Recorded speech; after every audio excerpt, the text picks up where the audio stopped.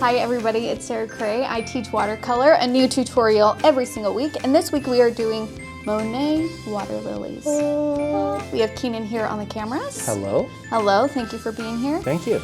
And this whole month we're talking about like famous paintings, and it's more about art history. We're making history. That's the theme of the box. Let's make history. What? That's a great theme. Thank you. You're welcome. And so this is super fun. We're going to be talking about Monet and his style and all of that fun stuff while recreating this in watercolor. Sweet. So we'll be doing this project in 8 steps, and I know that sounds like a lot, but most of them are going to be really, really short, so don't get overwhelmed. Our very first step, we will be putting in our lily pads. Our second step, we will be putting in our water. Our third step, we'll put in our shadows on our water. Our fourth step, we'll put in our shadows on our lily pads. Sorry, I got lost in my steps. Our fifth step, we'll do our pastel colors, so all these bright colors you see on here on our lily pads. Our sixth step is we'll be doing shadows underneath our lily pads. And then our seventh step, we will be putting in a little bit of hint of color in our water. You see how there's little hints of purple and green. And then our very last step is just finishing details, tightening things up, seeing if anything needs to be adjusted. I'm using 4 paintbrushes for this project, which sounds like a lot. You still can do this with our go-to brushes, our 2 and our 6. I'm trying to branch out and show you guys how different brushes can just make it faster, make it easier for you to paint things. However, if you get overwhelmed and just need a good place to start, I still recommend the round 2 and the round 6 as a good starting spot. You can literally do hundreds and hundreds of paintings with these 2 brushes. We know because we did it. 200 plus. 200 plus, because they're on our YouTube channel. .com YouTube. They're right here. You're here. You're here. You can see them all. Okay, and we are using 4 colors. Let me swatch them. Our paint that we're using is our in-house paint brand, which is a liquid watercolor, Dandelion Paint Co. So our very first color is Dandelion Yellow. Our second color is Deep Blue. Our third color is Magenta. And our last color is Black. Boop, boop, boop. Okay. Did I name the 4 paintbrushes? I don't think I did. We have the round 2 and the round 6, the round 12, and a 1-inch wash. Okay. Sweet, thank you. You're welcome. We are using Let's Make Art watercolor paper. Paint on the rougher, more textured side. That is the paintable side. And I'm using Holbein soft tape. It's my favorite tape. It is the best tape. It is the best tape. Let's run that again. It is the best tape. Well, I'm saying that because I just removed some tape from a painting I was working on. You just got so intense. Well, this morning, okay, so I was painting something in my own time, and it was a night scene, and I did so many layers of paint and water. Like, I can't express to you how many layers of paint and water I did on that painting. And I peeled the tape off this morning. Not one bleed, you guys. Not one bleed. Holy cow. I know. I was like peeling it, and I'm like, oh, like, anyways, it's so good. It's impressive. Okay. I was thoroughly impressed, and I was already impressed with it. It's a paid promotion. I wish. I really wish. Call me. I just really like the tape. But pay me to say it. No, I'm just kidding. Okay. So we are going to do our outline and then our oath and then get into painting. Keenan, please don't let me forget to do the oath. I promise nothing. Great. That is my oath to you today. Okay, so if you guys notice on your outline, this is a square format painting, and that was on purpose because one thing about Monet is he really played with different compositions and sizes of canvases, and some of his paintings were square. And the one that we're painting, this one is based off of Water Lilies. I believe he made it in 1906. Is a square composition. So I decided to change it up and do a square composition. which personally, I love doing square compositions. I don't know if it's because of Instagram that changed that and we're just used to seeing things in square now, but a lot of my work is in square. Okay. Graphite shiny side down. Put it in between your paper and your outline. I got there.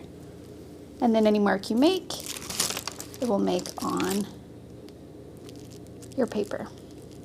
When I was a kid, I knew a guy. His name was Nick Tierlink. He's one of my favorite old guys ever. He was born in 1905. Wow. Yeah. So I knew him in his 90s. He lived to be 95, I think. Wow. Yeah. Super cool. He gave me a watch. That's cool. Yeah, and the crispiest $1 I've ever seen. Okay, you'll see here in our outline that we have some dashes.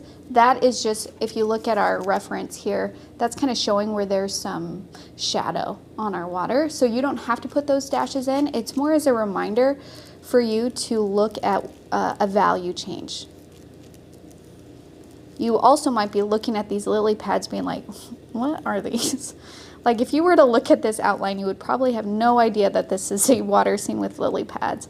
And that's okay, because I really just want to give you general shapes, general forms, and you know, things don't have to be perfectly rendered all of the time, and that's kind of like what this project is about.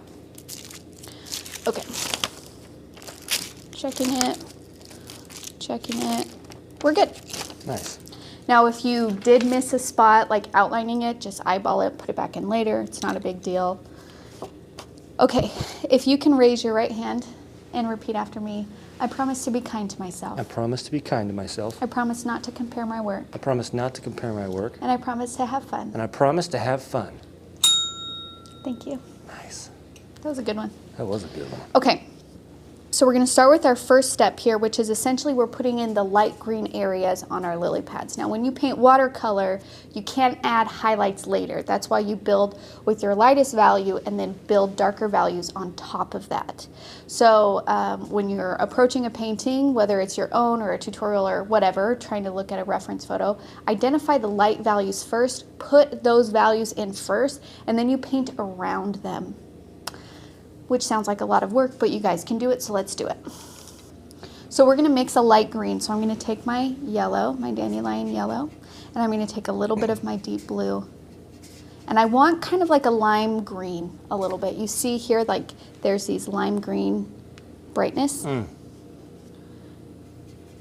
So add a little water to this mixture to lighten the value even more. And then using your round 6, I want you to just paint your lily pads. Now you can do this roughly, as in like, you don't have to be so precise as to outline it and then fill it in. That is not really what we're going for here. The other thing that I want you guys to do, especially when we get to these top ones, is I want you to try and leave a little bit of like a white section underneath it. So when we paint our next step, you're not going to paint the blue water all the way to these lily pads. And that's again because we're trying to paint around our highlights. This is so fun. Yeah? Yeah, what a cool job. Your job? Yeah, like this is just like so cool to watch you paint. And yeah, just, your job is really cool. yeah, thank you. I mean, it's just so nice, you know, just hear and learn things about paint and colors. I have a pretty cool job too. Not as cool as my job. Watch out. That's true. Watch out. I don't know why I'm being so aggressive. I'm so sorry. You know what? I really deserve it. You've been working for years, so I've never once paid you. Okay. So now we're doing the bigger chunks here. And still I'm using that really light green. And again, you might be like, this green just feels so out of place. And that's okay. We're going to build upon it. Most of this that we're painting right now, you're not even really going to see at the end because we're going to do so many layers. Have you read any George and Martha books? George and Martha are 2 hippopotamuses. I think they're best friends. No. Well, one of them is Martha decides that she's going to start making food for George all the time, and it's split pea soup. Okay. Well, George hates split pea soup. Oh, no. I tell you this story completely out of context because you're painting the same color as the split pea soup. No, you know what? Right when you said split pea soup, I'm like, that's why you brought it up. This is split pea soup color green. Split pea soup green. My grandma made the best split pea soup. She would do like big chunks of ham in it. Oh, wow, that sounds good. That's probably the best part of split pea soup. It is. The best part of split pea soup is not the peas. I actually really like peas, though. That's okay. That's okay. We like you anyway, Sarah. Yeah, we forgive you. Okay, so as you can see, it was just rough putting these colors in. Again, we're just putting in our highlights, and we're going to paint over them later. Our next step is we are going to use our round 12 and put in our blue. Now the reason why we're using our round 12 is because we're going to be putting in a lot of paint in a larger area. However, we're going to have to be working around these lily pads. So you want something that has flexibility in terms of its brush stroke. If you were to use your 1-inch wash, it just might be a little bit tricky to work your way around the lily pads because they're round. However, you're going to find what works for you, and I encourage you to experiment and try different things. And if you find something that's not what I'm telling you to do that instead. Don't listen to me, like, do what works for you. Okay, so I'm trying to think if I should lay water down first and then put in my blue, or if I should just go for it.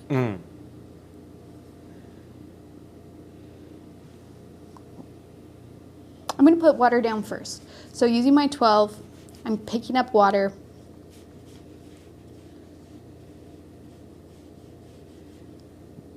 And working my way around the lily pads.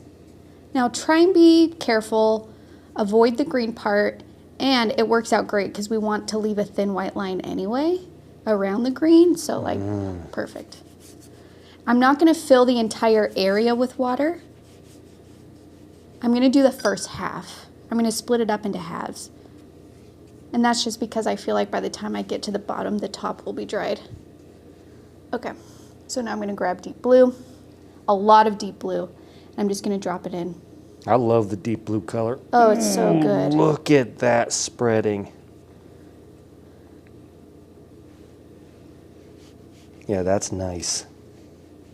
So the reason why, okay, when I'm deciding, should I go straight on with color or should I put water down first and then drop it in? There are a couple factors that I think about. One is how dark do I want these values to be? I've noticed that when I put water down first and then drop in the color, it stays darker than if I were to just apply a dark value to a dry paper. I don't know why, that's okay. I don't have to know why, that's just what I've noticed.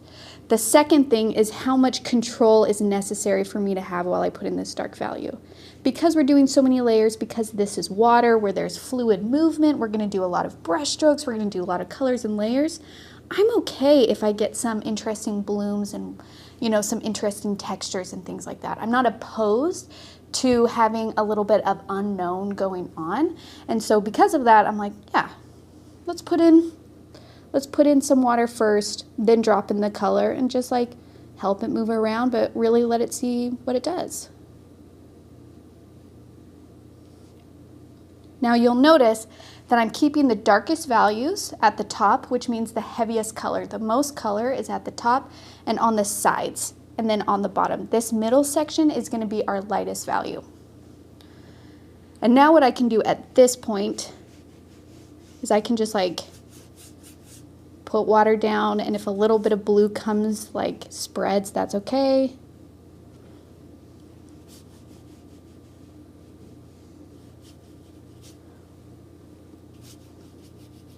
This one might be a little bit trickier to do the water first just because there's way more little sections.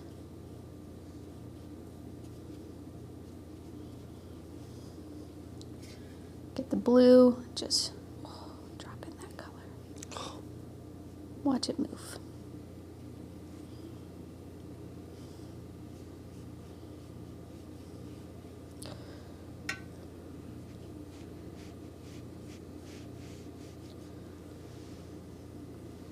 Kind of like how there's a little bit of movement to this water too. Yeah. You can see that my paper's starting to curl and warp a little bit. And that's just standard for watercolor paper.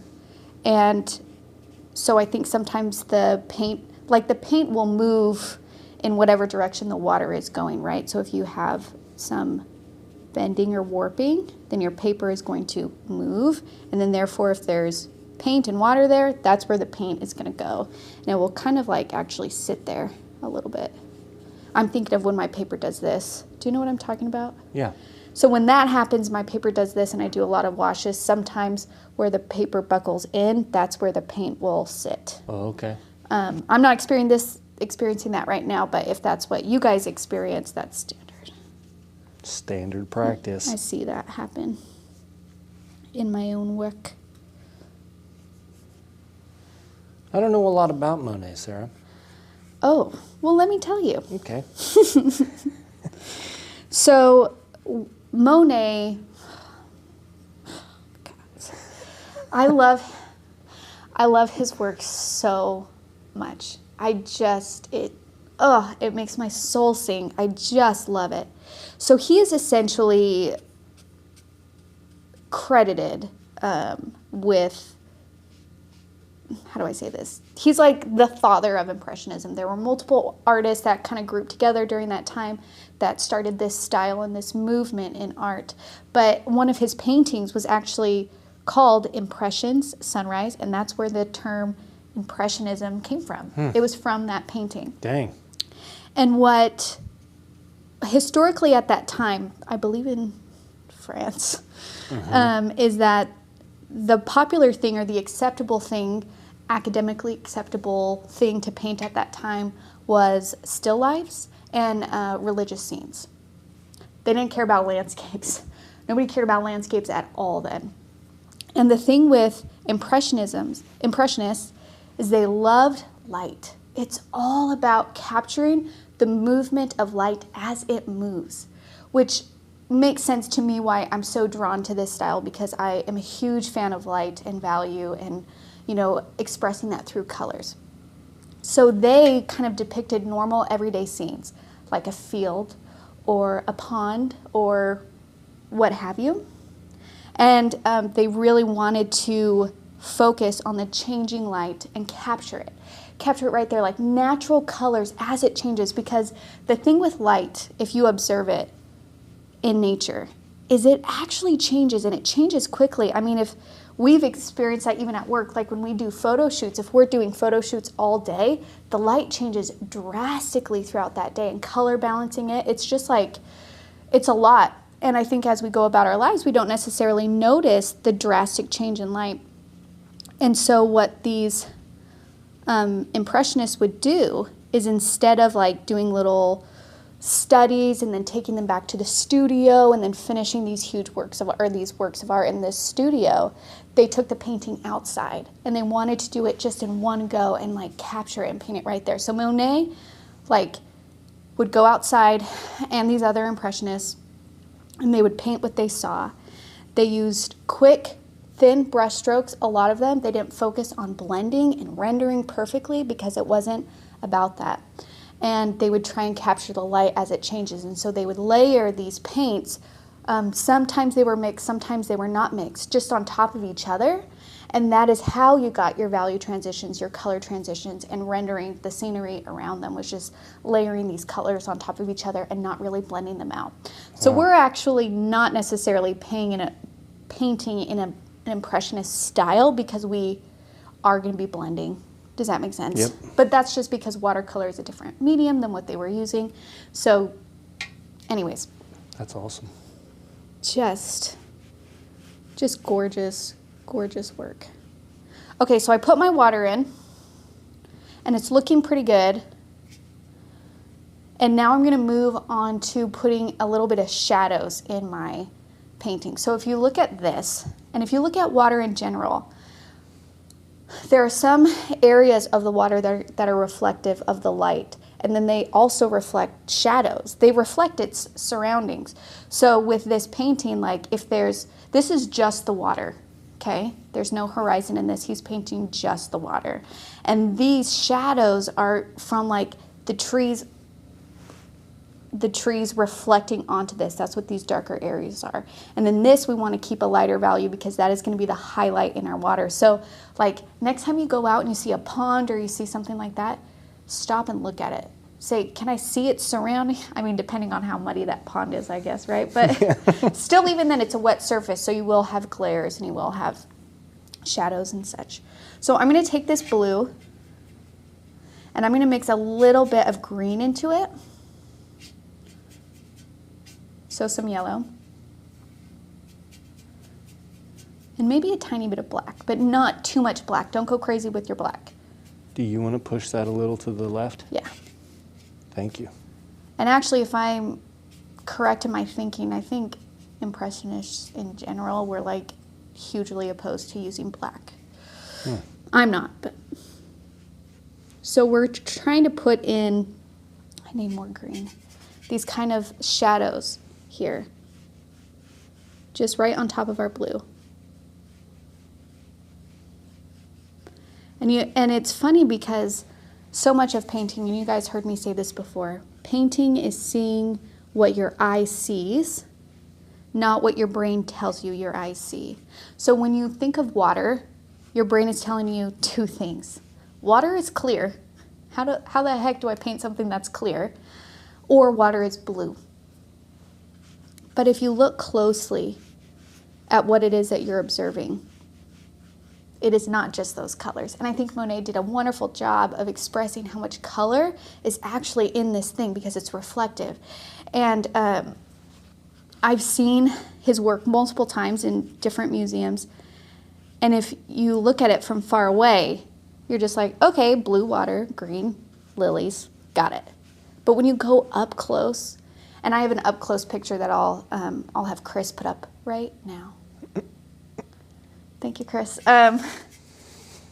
There's so much color in there, like just these thick strokes of like pink and purple and orange and white, and just like you would never guess. You would never guess that they were in there, but it just like, it just feels full. So much fuller than you would have anticipated looking at it from far away. And that's generally true for the like Impressionism in general, is their paintings look good from far away, but so do mine actually. So like, I'm gonna be real. And that's okay. I embrace that. I don't get mad that my paintings look better from far away. Or in a photo, actually. Taking a photo of your painting. I was going to say, sometimes the fact that like the closer you get, the different it looks, that kind of makes it, like, does it for me. You know, like, yes. There's a lot of things in there that are the imperfections that are like, holy cow, it's amazing that that can make the, like when it comes together as a whole, just makes it insane. Yeah. And like, so I'm putting the shadow in now on my bottom. So I put my shadow in on the top. I might do another layer right on this top here. And now I'm putting it on my bottom. And remember, darkest value at the top and the bottom and the side. The middle, we want to keep a lighter value. I'm going to introduce a little bit more black. And I might also have to just wait for this to dry if I'm just not getting as dark as a value as I want. And that's okay.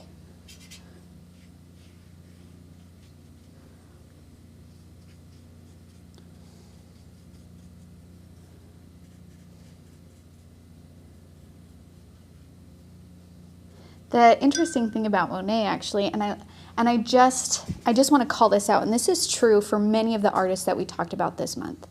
Your style as an artist is not static. It is not one thing that you stick to and you're known for that and that's the one thing you do.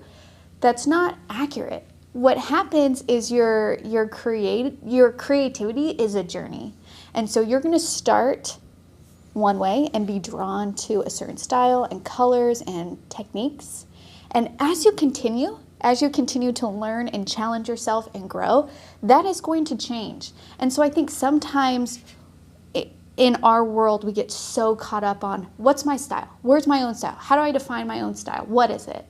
You have to accept that it is going to constantly move and change.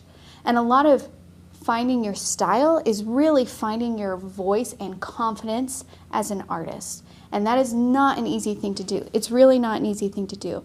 But if you are someone who maybe feels like they have figured out a style and you're like, okay, this is me, this feels really good, but you want to try something else, sometimes we feel scared to try that something else because we're like, well, that's different than what I would normally do. Am I allowed to do that? Is that okay? Are people even going to recognize that it's me? And Monet actually started out doing caricatures of people, like really funny. Do you want to see? Yeah. Let me show you.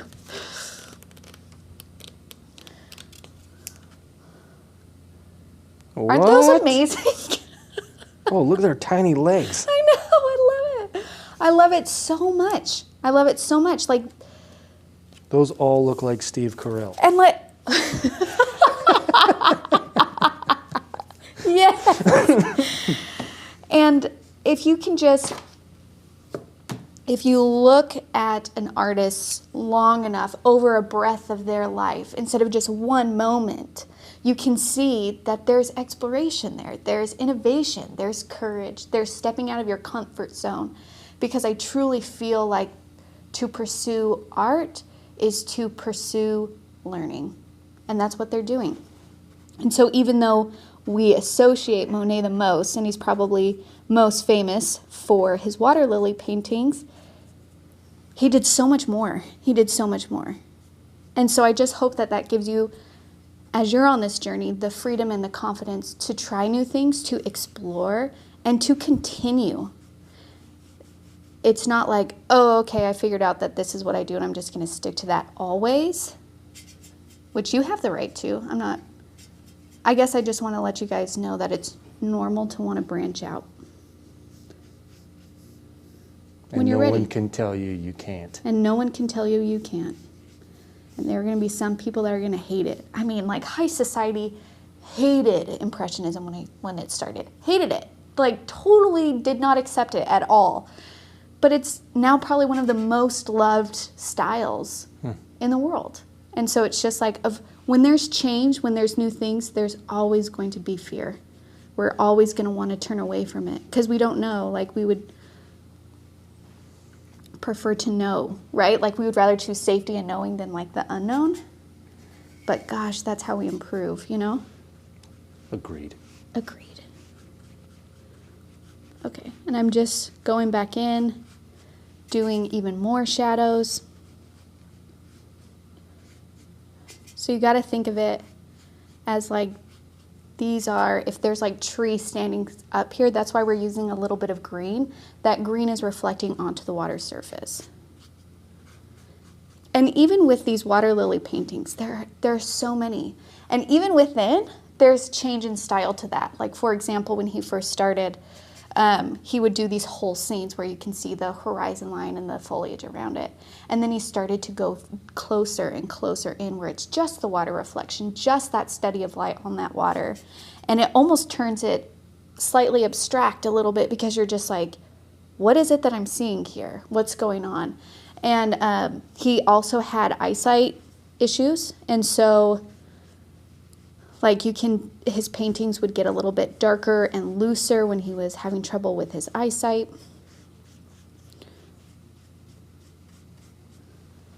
Okay. Ooh, that's looking good. I'm liking it. I feel like I need a little more green down here. It's feeling a little too totally blue. I want to switch it up. The split pea soup color changed. It did. It really did. And then what you can do with your 1 inch is if you are getting some really hard, like I can see that this is starting to dry with some blooms, I'm just going to brush those out with my wash, kind of smooth it. This is not what an Impressionist would do, and that's okay. Sometimes I like to use just a dry brush to blend, to soften edges. Because sometimes if you go at it with a wet brush, you introduce a new opportunity for a bloom because you're adding water into an already like kind of wet, dry surface. And that's how we get blooms, is uneven like water drying on the paper.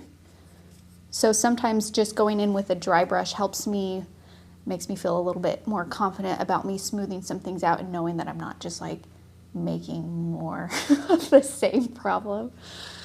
And then sometimes I'll take this brush and lift out a little bit of color if I feel like I'm like, you know what, that has all gotten too much of one value. I need to let the light back in there.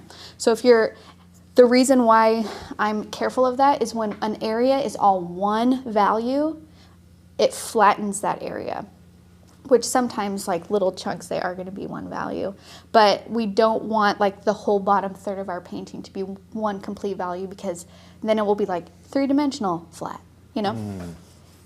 So I'll go back in there and just a quick little pickup and be like, I let the light back in. Okay, now we are going to move on to step 4.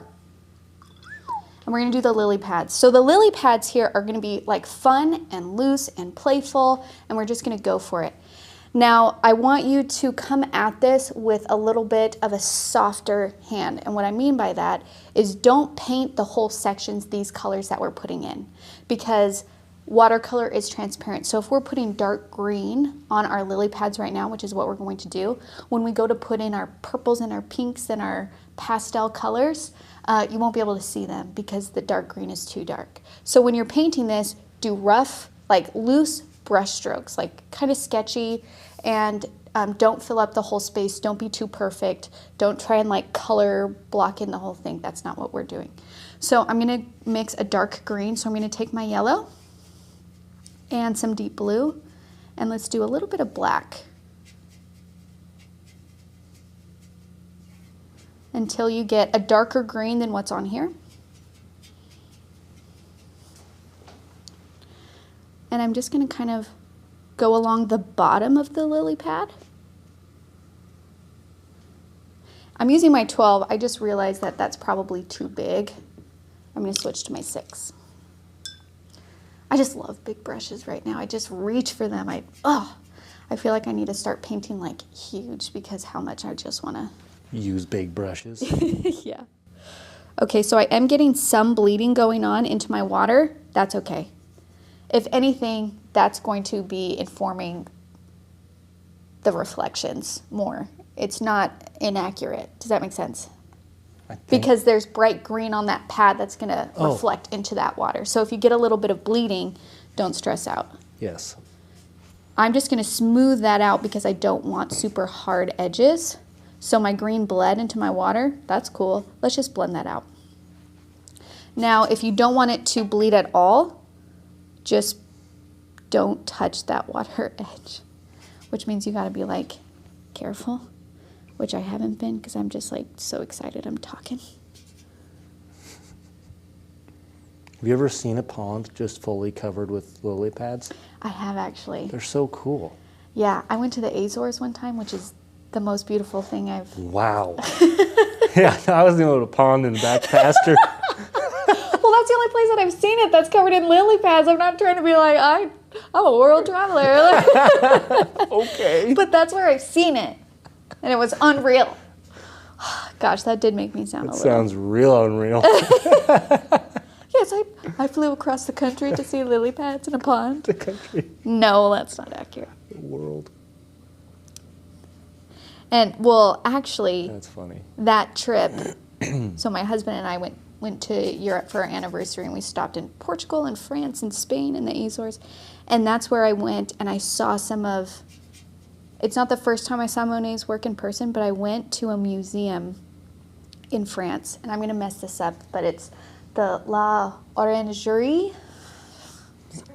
And it's...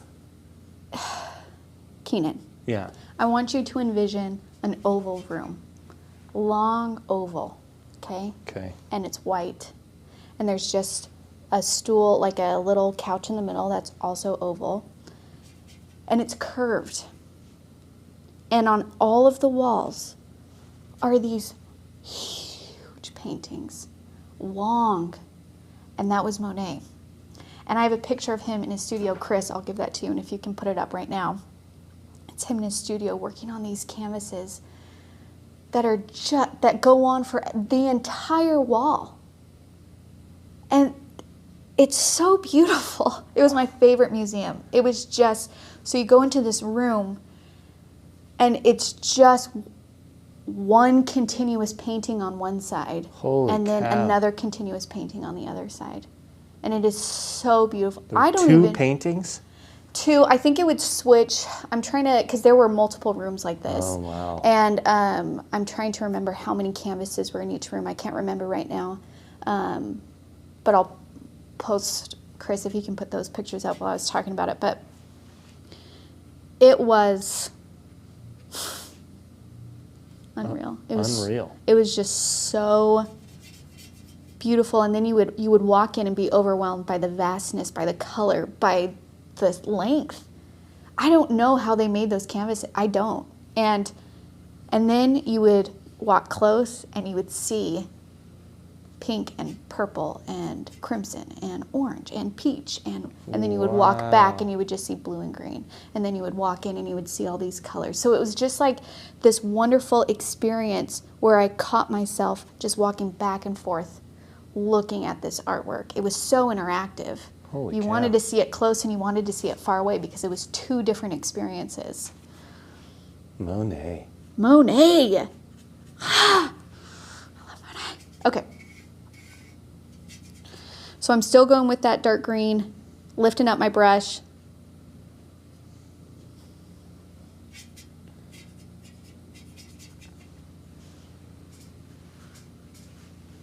And remember, when you go at this with watercolor, you can always put more in later.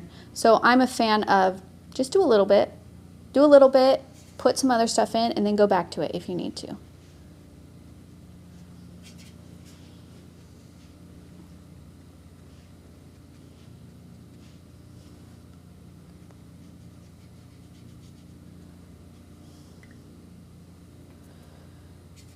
And at this point, I am starting to mess up the white edges a little bit. Not on all of them, but basically these next few steps where we're working on the lily pads, I'm gonna be adjusting those thinner lines to smaller and smaller. Because right now, those lines are so thick and so bright that they're not necessarily working as an outline, they're actually making it seem like cutouts on our painting right now. We'll fix that, we'll adjust that. But I'm just going to do little bits here and there to kind of help it.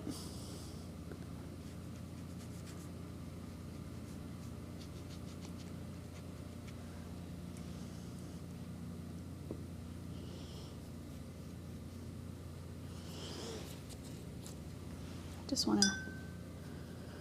Okay, so now what we're going to do is I'm going to go to my 2 and we're working on step 5, and I'm going to start putting in different colors within my lily pads. So this is where we're going to have some fun color mixing. So I have some fuchsia here, which I want to keep some just like bright pink.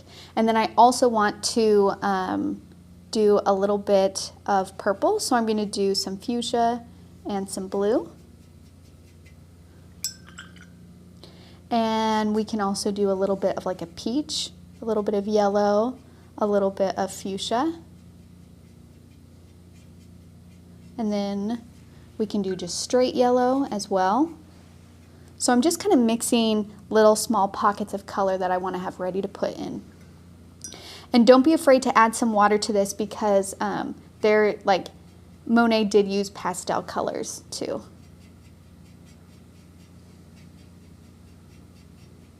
So now I'm going to take these colors, and where there's lighter values, so they'll like white areas or like that barely there green, that's where I'm going to start popping these because then they'll show up. You can overlap the areas that aren't fully that, but basically I just want to start putting some color into some of these lily pads. And these can read as like flowers and stuff like that. But once looking at that close-up that we put up earlier, I hope you'll kind of visualize a little bit more what I was going for when putting in these colors, because there really is so much color when you look at his paintings close up.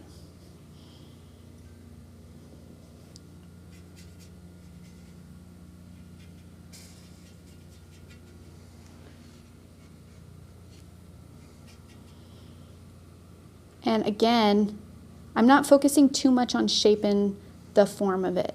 I'm just doing little pockets, little hints. If the colors kind of blend and bleed together, I let them.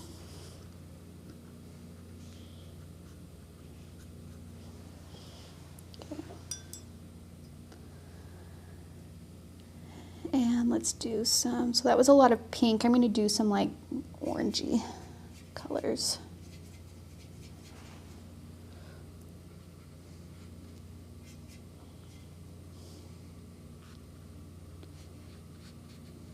And these thicker areas, this is where the lily pads have like gathered together. So these ones I would say are more like individual, or maybe there's like one or two connected. And then these larger chunks are just like a bunch of lily pads together.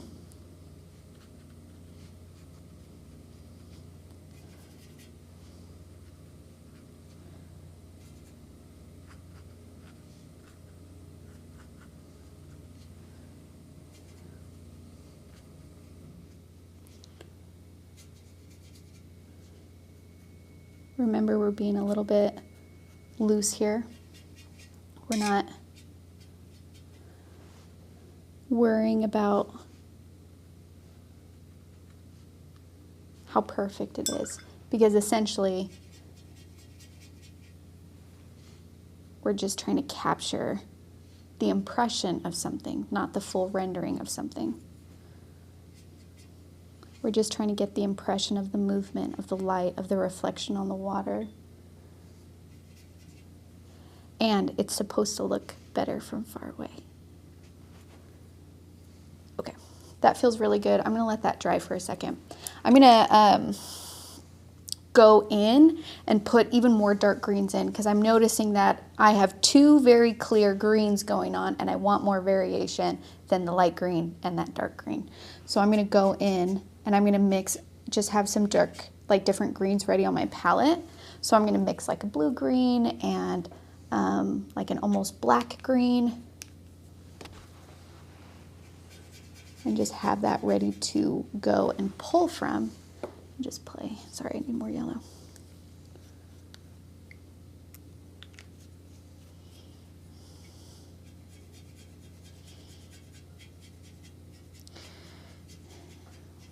Yeah, so this pond, or the ponds, were on Monet's property. And so he did have an indoor studio, but he mostly used that studio during the winter. If it was good water or good weather, he was going outside and he was painting what he was seeing right there. And it's not just, like he does a lot of scenes, more than just water and lily pads and his pond. But his garden, like you can tell, like his paintings change in his garden because his garden changes over the seasons, and over time it grows more, or, you know, different plants, things like that.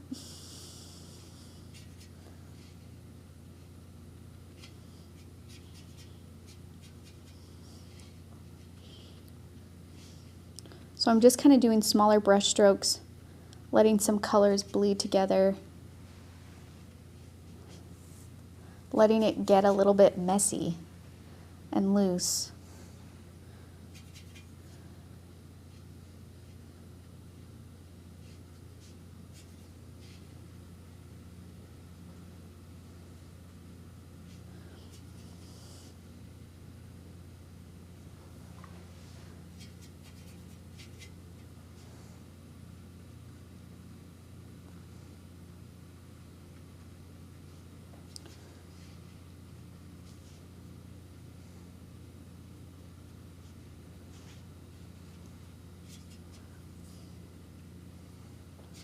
Now, just by putting in, and I understand that some areas are wet, so it's going to be a little reflective right now, but by just putting in these different greens, these different values, these different colors, I just feel like it brings so much more visual interest to our painting than when it was just the two greens. You know what I mean?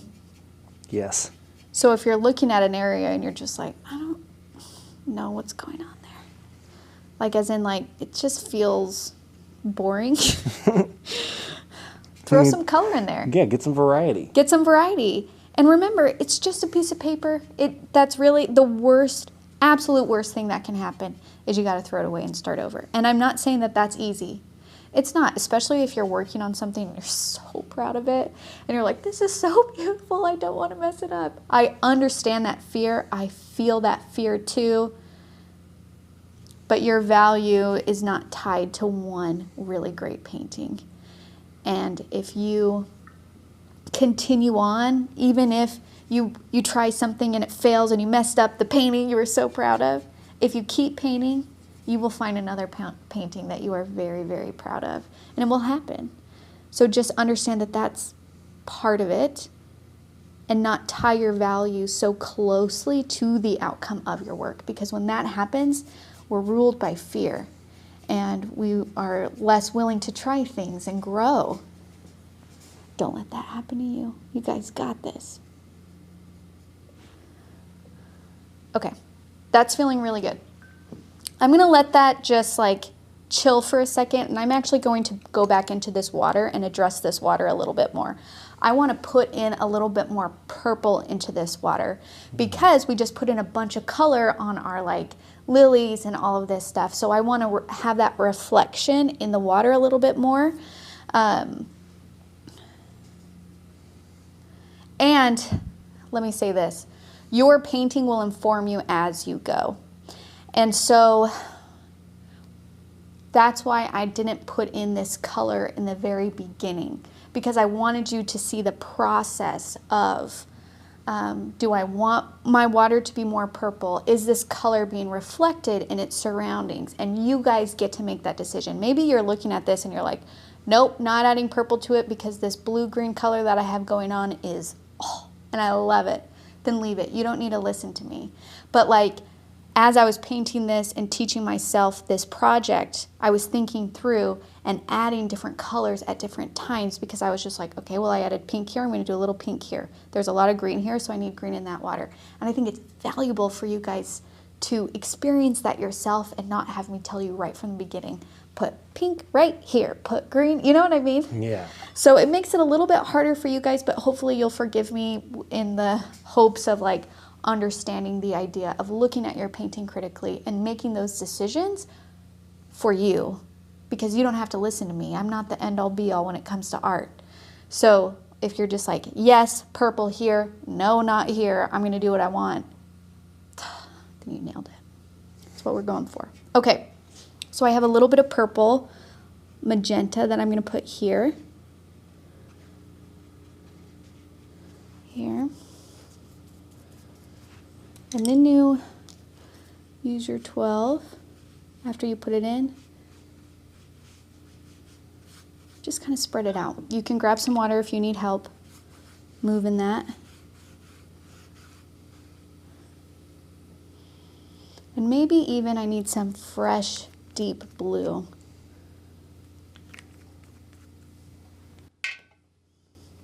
Let's grab a little deep blue. Let's grab a little bit of that.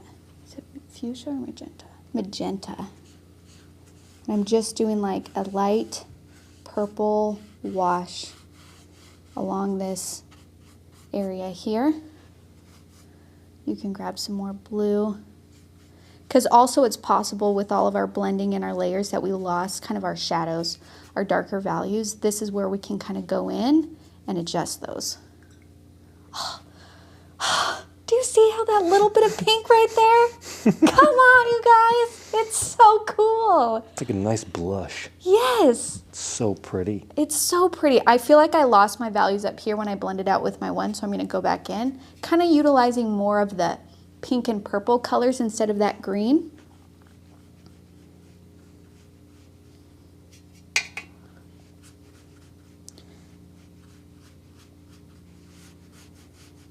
Kind of just blend them out.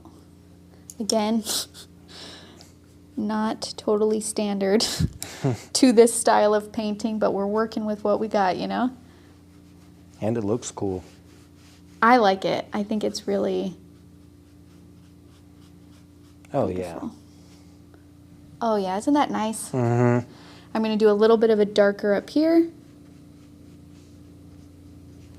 So right underneath your lily pad sections is really where we should see some darker shadows. So we're gonna go to step 6 and start putting in that like extra dark value and kind of start grounding our lily pads.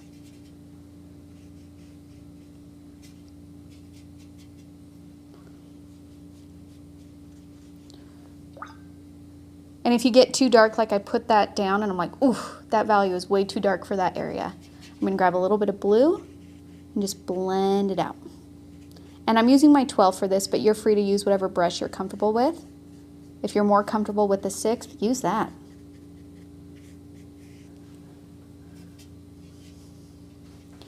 And then I feel like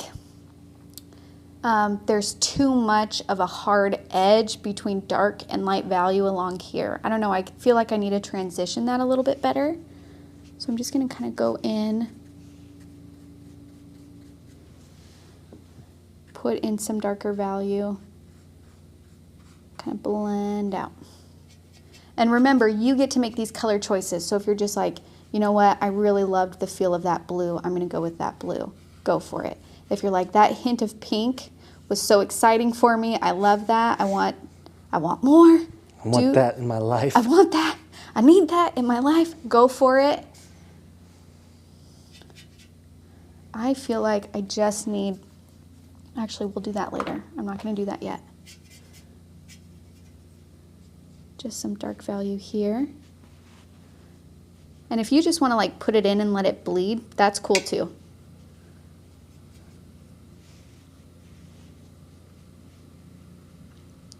So, and then at this point, as I'm putting in these shadows underneath these lily pads, this is where I'm starting to tighten up on those white sections and also not making them perfectly round. So I'm gonna go in and just kind of like uneven the line a little bit.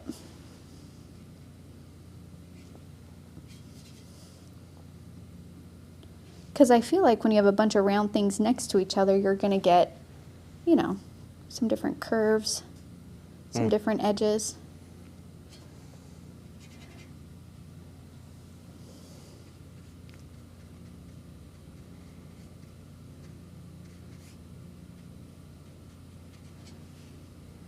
You know, Keenan, I think Kansas City at the Nelson Atkins Museum, which is a wonderful museum and it's free, they have a Monet. They do? I've been there. One time. One time. Didn't we go for work? Yeah, it was a work activity. It was so fun. That was a great day. It was a great day. That was a long time ago. Okay, I saw a bloom starting to dry right there, so I'm just taking my 1 inch and I'm being gentle. I'm being gentle with blending this out. And the reason why I'm being gentle is because a paper can really only take so much. And this is not 100% cotton. Like some 100% cotton paper, you can scrub it and that paper is fine. Like it's just like, I can take it. This is not that paper.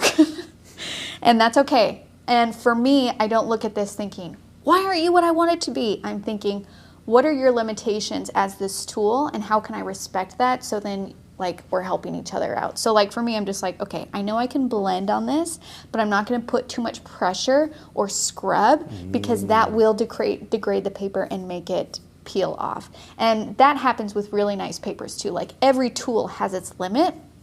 So when I'm blending, I'm being soft and smooth, light pressure, just grazing it really. Because I think when we want colors to blend, we're just like, you know, like blend out, come on. And, you know, this little paper can't take that, and that's okay. It's not common that, you know, a wood pulp paper can. It's still paper. Yep, it's still paper.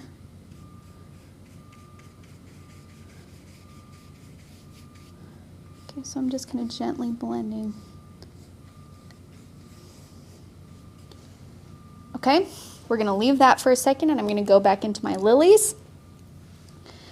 And I feel like I need even a little bit darker green. So I'm just doing little hints, boop, boop, boop. And then again, tightening in on the white chunks. kind of filling those in. And you're free to decide how you want to fill those in. Do you want to go back and grab some more color and put some color in there? Do you want to use a dark value green, a medium value green? Do you just want to use a damp brush and blend? You can do that too. Really just softening that bright white. Because what happens is that bright white will draw the viewer's attention. I've been staring at it this whole time. Really? Yeah, it's gonna like make you say, look at me, which sometimes is good, especially if we're doing like, you know, like when I paint pet portraits and there's a glare on the dog's nose or in the eye, especially in the eye. You want a good glare in that eye because that's where you kind of want people to look. That's where their personality is. Yeah, their expressions, their... Okay, I did get some accidental blooms right there, but I love that. So I'm not going to touch that one. I love how that turned out. That could be a sun flare. Yeah. Look at that. Leave room for things like that. Leave room for imperfections. I'm going to take like this kind of more gold, like a hint of like a really warm yellow, green. That's the technical name for it. The name kept going. Okay, that's starting to feel a little bit better to me. I feel like I'm starting to tighten in on all those white spaces. Put in your little hints of dark green. And a lot of that is I'm really just trying to break up the spaces that are too even in value or color.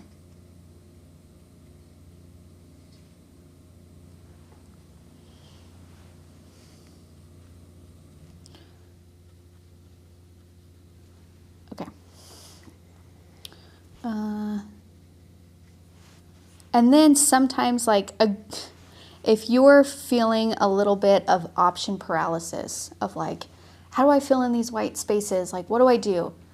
A good rule of thumb that I do when I'm just like, I can't make another decision right now, I'm just tired, is I'll just blend the area and just utilize the colors around it to make those decisions for me.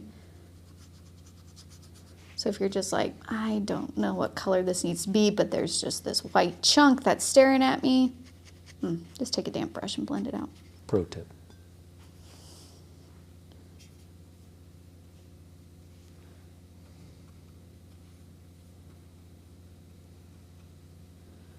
Okay, now I did get some blending, some blooms in here that I think are starting to detract. This one was cool, but now that I have 1, 2, 3, 4, 5, it actually is starting, I think, to distract from the overall effect of the painting. And that's, when that happens, that's when I'm like, well, I need to like rein that in a little bit. So what we're going to do is I'm actually going to use a heat gun and let this dry. And then I'm gonna do one more layer on my water, darken those things up, tighten up where it bled a little bit too much by doing a wash, and then we should be good. Okay, so now my painting is more dry, and I'm gonna go in and I'm gonna just do one more wash across my water and kind of like tighten up some areas. I want to do another like more blue purple wash across my painting. Again, you guys can decide here how dark you want this to be, the colors you want, all of that. So I'm just painting straight over the areas that kind of bloomed out on me. And then you can take your 1 inch and just blend and transition that. And I'm going to do a sweep of blue across here. I like how in this it reads really blue on that like lighter value area, and I feel like I'm kind of missing that on mine. This is a personal choice. It's up to you. If you guys want to do that, I'm going to leave that. So I'm just doing some blue, taking my dry 1 inch wash, just doing a sweep. I love that technique. I don't even know why, just like using a dry brush. I've been using dry brushes way more than I've ever done before, and I actually really love them. Like, I use a mop brush for this technique as well.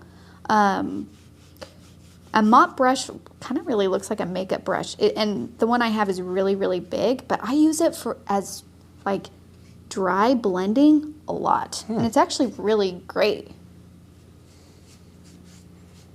Yeah, it's cool to see the dry blending thing. And I think I like it, like I'm using the 1 inch and it's doing great, but I think I like the mop because it's softer. So it's like a more gentle on my paper. That blue right there is... Isn't that good? Good. Let's do... I feel like I need to do a little bit darker value here. Keenan's like, I wouldn't make that choice.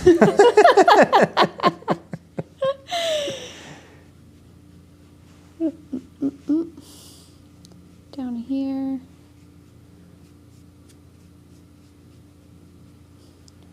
And I kind of lost the shape of these kind of shadows a little bit. So I'm just kind of thinking back to my outline where I had those like dashes.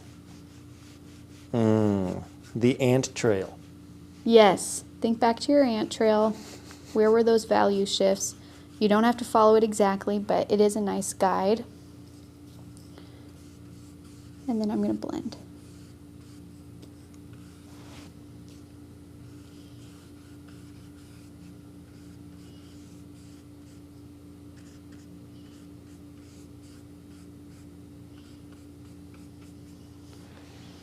Yeah, that looks so cool. And I'm going to see if I can lighten just the center right here a little bit. Let's just see. So I took my 1 inch, I'm getting it wet, and I'm going to try and lift.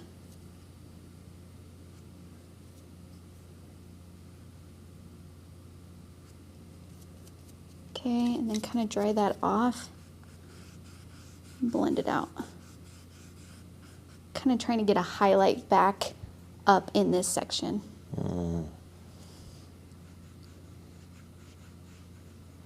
But once you see too, because sometimes if you just do too many layers, trying to lift too much, trying to blend too much, trying to do all this stuff, you'll notice the paper start to kind of peel, and that's when you go, okay, I've reached its limit right there, and I'm not going to push it.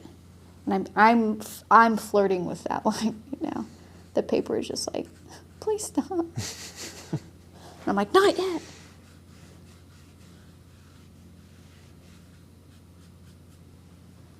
Ooh, there we go. That feels better to me. Just letting a little bit of light back in to that section.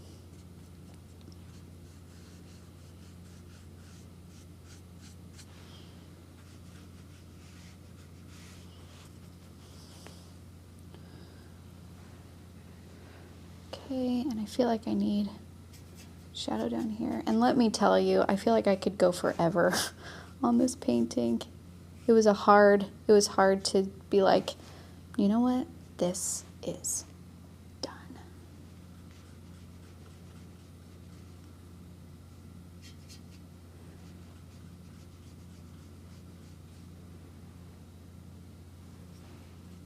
I like this because I can make it look like anything. Like I can make it look like a pond, or I can squint a little and make it look like patches of earth from a really far distance. Yeah, yes, I agree with you. I understand what you're saying. Like for me, when I do paintings, I kind of love it when there's a little bit of, what's the word? Ambiguity. That is the perfect word. That is exactly the word I was looking for. Yes. Yes. I love it when people are like, is that the horizon? Is that a tree?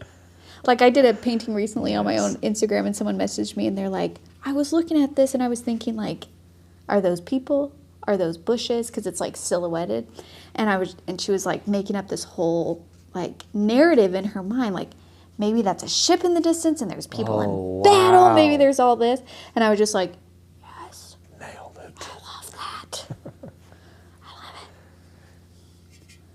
Okay, and I'm just going to bring a little bit of attention to some of these foreground lilies that are super funky but really beautiful. The ones on the bottom left, they make me think of when you look at something that has little water roots underneath them. Yeah. And you can't see what it is, but you see the shadow of it. Yeah. I love those. Yes. I know that I'm just going too far with this 1 inch, but I just can't stop. Okay. Okay. Sarah, stop. Give Sarah an inch, she'll take a mile. Okay. And there is our Monet water lilies. Ta-da! Ta-da! Should we peel it? Peel the tape? Yes. Okay. I'm going to peel the tape, but for you guys at home, if you want your paper to dry flat, leave this tape on for a while. Slowly peel away. Notice all of the bleeding. By all of it, do you mean none of it? None. Because this is the best freaking tape.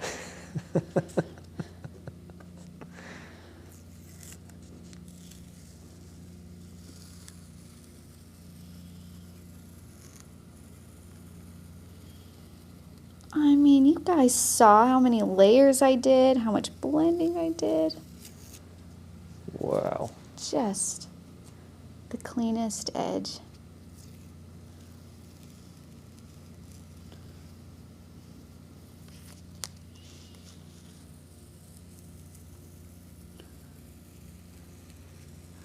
Now, very rarely do I experience tearing of my paper with this tape, but I have noticed that if it does tear, it's always just at the very beginning of when I'm peeling a piece of tape off.